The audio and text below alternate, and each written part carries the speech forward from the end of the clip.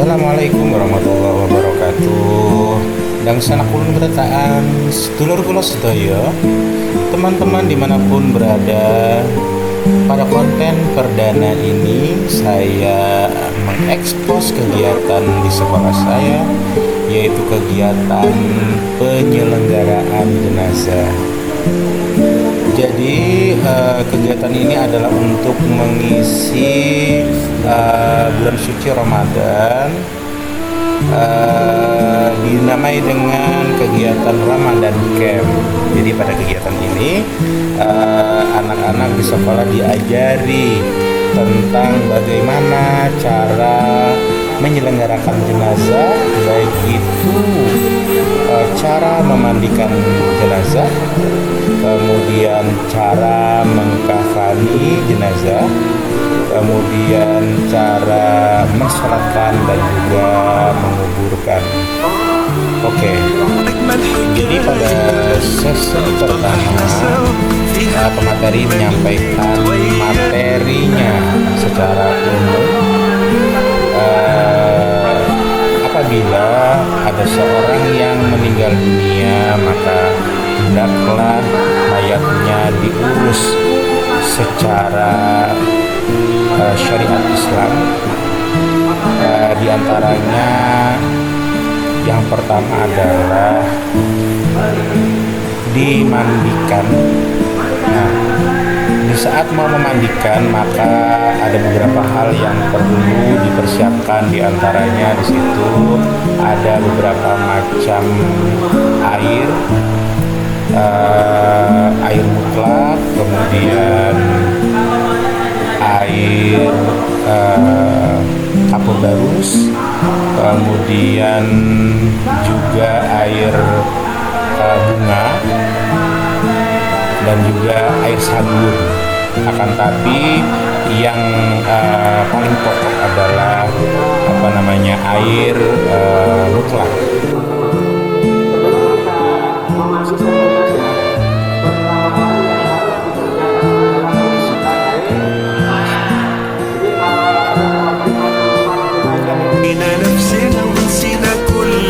Setelah selesai dimandikan, maka mayat diangkat ditempatkan di tempat yang bersih, kemudian dikafankan untuk disolatkan.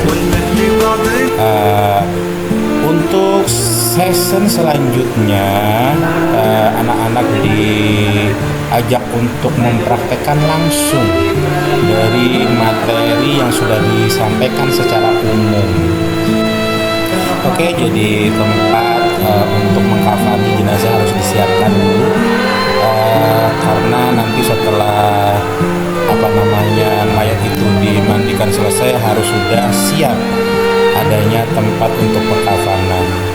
Di sini karena kain yang digunakan ini tidak mencukupi untuk lebarnya, maka anak-anak harus mempersiapkan diri dulu untuk menggabungkan dua kain supaya lebarnya memenuhi syarat, sehingga nanti kain kafannya cukup untuk mengkafani jenazah.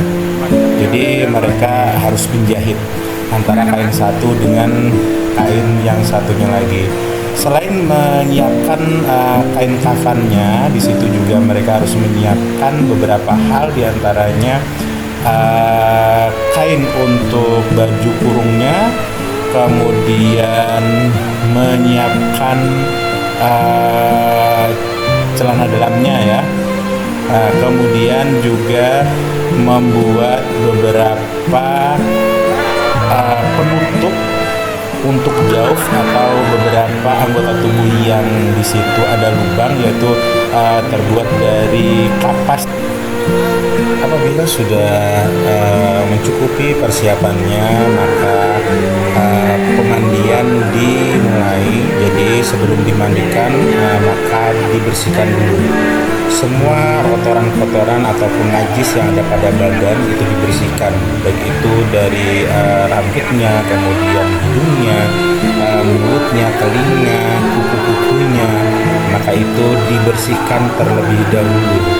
Kemudian juga diistinjakan, yaitu dikeluarkan kotoran yang ada di dalam perutnya dengan cara diurut secara pelan-pelan, sambil di bagian bawah itu disiram, sehingga kotoran yang keluar itu akan langsung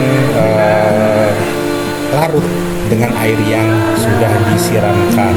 Nah, kemudian kalau memang dirasa sudah mencukupi, semuanya sudah hilang kotoran dan najisnya, maka kemudian setelah diwudukan, maka dilanjutkan dengan dimandikan dengan niat nawaitu ghuslal lihadal mayyiti lillahi ta'ala, untuk mayat laki-laki, atau nawaitu ghuslal lihadil mayyitati, untuk mayat perempuan. Jadi saat memandikan di situ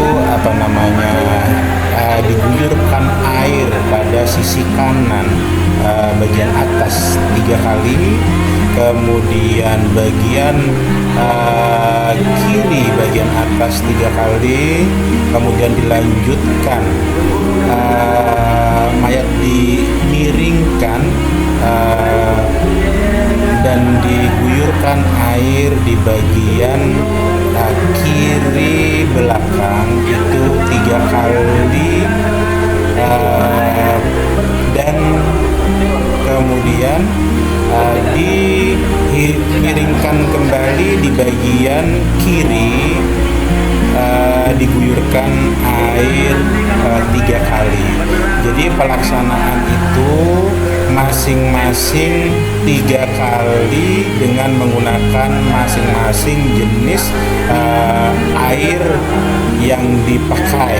Seandainya memang yang dipakai hanya air mutlak, ya berarti cukup dengan air mutlak. Akan tapi kalau ada campuran dengan menggunakan air sabun, berarti penggunaan air sabun juga 3 kali pada tiap-tiap bagian. Mutlaknya 3 kali pada tiap-tiap bagian.